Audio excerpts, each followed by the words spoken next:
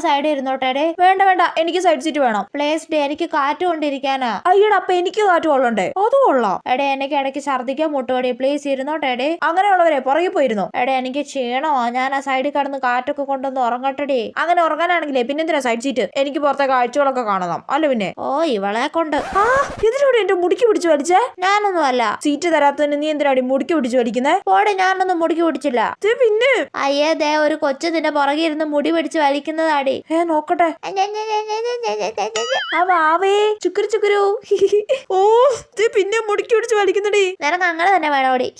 ആ കൊച്ചിന് തലക്കെങ്കിലും പറഞ്ഞു കൊടുത്തൂടെ മുന്നിരിക്കുന്നവരുടെ മുടിക്ക് പിടിച്ച് വലിക്കലെന്ന്. ഓ, എനിക്ക് സൈഡ് സീറ്റ് തന്നില്ലല്ലോ. നിനക്ക് അങ്ങനെ തന്നെ വേണം. വാവേ, മുടിക്ക് പിടിക്കല് കേട്ടോ. ചുക്കുരു ചുക്കുരു. നീ ഇപ്പുറം ഇരിക്കുന്നോടി. അമ്മടെ പൊളിസു, ഞാൻ അവിടെ ഇരുന്നിട്ട് വേണം എന്റെ മുടിക്ക് പിടിക്കാൻ. നീ തന്നെ അവിടെ ഇരുന്നാ മതി. എന്നിട്ട് അനുഭവിച്ചോ.